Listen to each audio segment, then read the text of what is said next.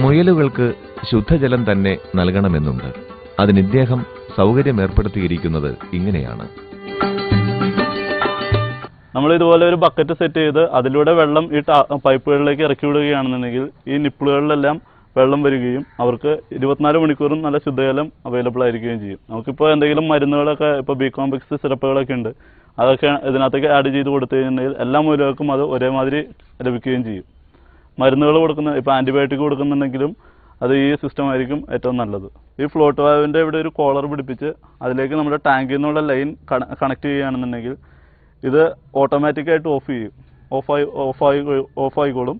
അത് കഴിഞ്ഞ് ആവശ്യമുള്ളപ്പോൾ വെള്ളം ഒന്ന് നിറയുകയും ചെയ്യും. ഒരു തുള്ളി വെള്ളം ഇതിൽ നിന്ന് ടാങ്കിൽ നിന്ന് കുറവ് വന്നു കഴിഞ്ഞാൽ അപ്പോൾ അതിൽ ഒന്ന് വീഴും.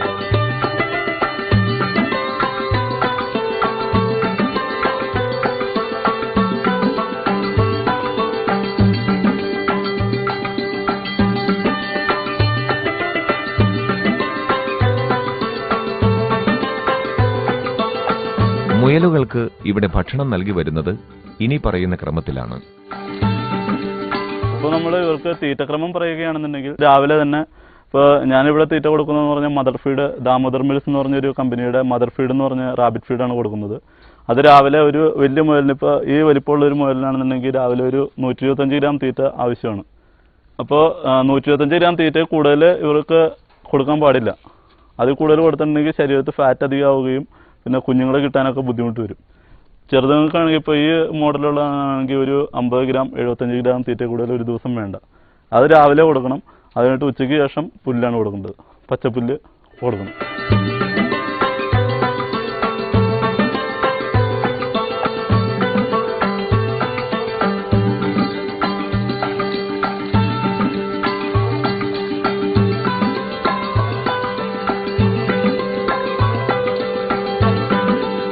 ഭക്ഷണത്തിനാവശ്യമായ പുല്ല് നട്ടു വളർത്തിയും ഇദ്ദേഹം ഉൽപാദന ചെലവ് പരമാവധി ലഘൂകരിക്കുന്നു. നമ്മളിവിടെ തീറ്റപ്പുല്ല് നട്ടിട്ടുണ്ട്. 4 സൈസ് പുല്ലാണ് നമുക്കിവിടെ ഉള്ളത്. ഓസ്ട്രേലിയൻ നേപ്പിയർ, CO3, CO4, പിന്നെ തുമ്പൂർമുഴി കാറ്റൽ ബ്രീഡിംഗ് സെൻറ്ററിലെ അവർ വികസിപ്പിച്ചെടുത്ത TM1 എന്ന് പറഞ്ഞ ഇനമുണ്ട്. അപ്പോൾ 4 ഇനവും ഓരോ ഇടവേളകളായിട്ടാണ് കൊടുക്കുന്നത്. അപ്പോൾ ഓരോ പുല്ലിനുള്ള പോഷക ഗുണങ്ങൾ മറ്റേതിനുണ്ടാവില്ല. അങ്ങനെ 4 ഗുണങ്ങൾ നമ്മുടെ മുയലുകൾക്ക് കിട്ടുന്നു. ആദ്യമായിട്ട് തണ്ട് ഗുണം നട്ട് കഴിഞ്ഞിട്ടുണ്ടെങ്കിൽ 2 മാസം കഴിഞ്ഞിട്ടാണ് ആദ്യം വെട്ടാൻ പറ്റുള്ളൂ.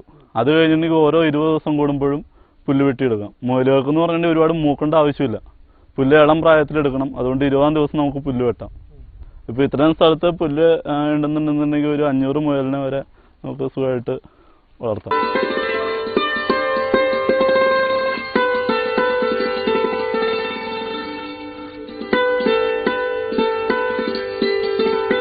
മുയൽ കൃഷിയുടെ ലാഭവശം ഇങ്ങനെ. ഇപ്പോൾ നമ്മുടെ മുയൽ കൃഷിയുടെ ലാഭം എന്ന് പറഞ്ഞു കഴിഞ്ഞിട്ടുണ്ടെങ്കിൽ ഒരു ശുദ്ധജനസുള്ള മുയലുകളാണെന്നുണ്ടെങ്കിൽ 3 മാസം കൊണ്ട് 2.5 കിലോ തൂക്കം വരും. ഈ 3 മാസം കൊണ്ട് 2.5 കിലോ തൂക്കം വരുമ്പോൾ നമുക്കൊരു 75 രൂപ കൂടുതൽ തീറ്റ ചെലവ് വരുന്നില്ല. അപ്പോൾ ഒരു കിലോയ്ക്ക് ഇപ്പോൾ ഞങ്ങൾ ഇവിടുന്ന് ലൈവ് വെയിറ്റ് കൊടുക്കുന്നത് 160 രൂപയ്ക്കാണ്. ഈ 160 രൂപ അങ്ങനെയാണെന്നുണ്ടെങ്കിൽ ഒരു മുയലിന് 3-ാം മാസം 400 രൂപ നമുക്ക് ഒരു മുയലിൽ നിന്ന് കിട്ടും. 75 രൂപ കൂടുതൽ അതിൽ തീറ്റ ചെലവും വരുന്നില്ല. അപ്പോൾ ഈ രണ്ടും ശരിക്കും പറഞ്ഞു കഴിഞ്ഞാൽ നമ്മൾ ഒരു റാബിറ്റിനെ സെലക്ട് ചെയ്യുമ്പോൾ ശുദ്ധജനസാവാൻ ശ്രദ്ധിക്കുകയും അവർക്ക് നല്ല ഭക്ഷണവും പരിചരണക്രമങ്ങളും ചെയ്ത് കഴിയുന്നെങ്കിൽ 3 മാസം കൊണ്ട് തന്നെ ഈ 2.5 കിലോ തൂക്കം വരും. ആ സമയത്ത് വിൽക്കുന്നതാണ് ഏറ്റവും ലാഭകരം.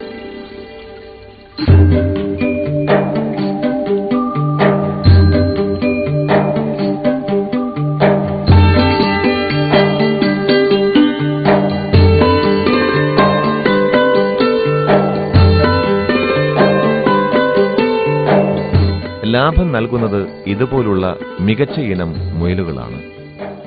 ഇത് സോവിയറ്റ് ചിഞ്ചില എന്ന് പറയുന്ന ഇനമാണ്. ഇത് നമ്മുടെ ശുദ്ധജനസിൽപ്പെട്ട ഒരു മുയലാണ്. ഇത് റഷ്യൻ വംശത്തിൽപ്പെട്ട മുയലാണിത്. അപ്പോൾ ഈ മുയലുകൾ 6 തുടങ്ങി 7 കിലോ വരെ തൂക്കം വരുന്നതാണ്. 5 വർഷം വരെ നമ്മൾ ഈ ഒരു പെൺമുയലിനെ അത് പ്രൊഡക്ഷന് വേണ്ടിയിട്ട് ഉപയോഗിക്കും. അപ്പോൾ ആ സമയമാകുമ്പോഴേക്കാണ് ഇതിന് ഈ പറഞ്ഞ തൂക്കം വരുന്നത്. ഒരു പ്രസവത്തിൽ 8 തുടങ്ങി 10 കുഞ്ഞുങ്ങൾ വരെ സോവിയറ്റ് ചിഞ്ചിലയ്ക്ക് ഉണ്ടാവും ഓരോ പ്രസവത്തിലും. ഇതാണ് വൈറ്റ് ജയന്റ് വംശത്തിൽപ്പെട്ട മുയലുകൾ. ഇതും റഷ്യൻ വംശജർ തന്നെയാണ്. ഇവർക്കും 6 കിലോ വരെ തൂക്കം പ്രതീക്ഷിക്കാം.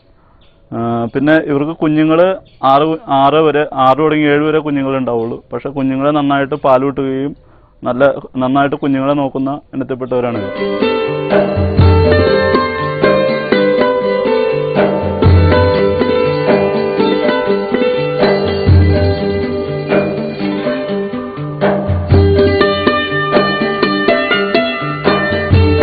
നാൽപ്പത്തിയഞ്ച് ദിവസം മുതൽ 60 ദിവസത്തിനുള്ളിൽ കുഞ്ഞുങ്ങൾ വിൽപ്പനയ്ക്ക് തയ്യാറാകും.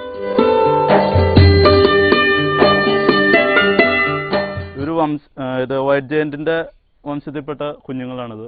ഇത് 2 മാസം പ്രായമായ കുഞ്ഞുങ്ങളാണിവ. ഇത് സോവിയറ്റ് ചിഞ്ചിലയുടെ കുഞ്ഞുങ്ങളാണ്. 45 ദിവസം പ്രായമായ കുഞ്ഞുങ്ങളാണ്.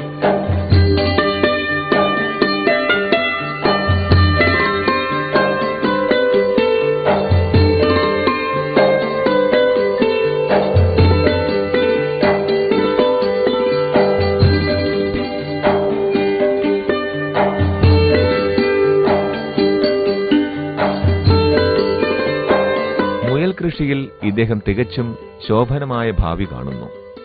മുയൽ മാംസത്തിന്റെ ആവശ്യകത ഏറി വരികയാണ്. മുയലുകളെ വളർത്താനും ധാരാളം പേർ മുന്നോട്ട് വരുന്നു. ചുരുക്കത്തിൽ ആ പഴങ്കഥയിലെ ആമയുടെയും മുയലിന്റെയും സ്ഥിതിയല്ല ഇവിടെ. മറ്റു കൃഷിയിനങ്ങൾ പലതും ആമവേഗത്തിൽ ഗമിക്കുമ്പോൾ മുയൽ കൃഷി പുരോഗതിയിലേക്ക് കുതിക്കുകയാണ്. ഈ പന്തയത്തിൽ ജയം മുയലിനു തന്നെ.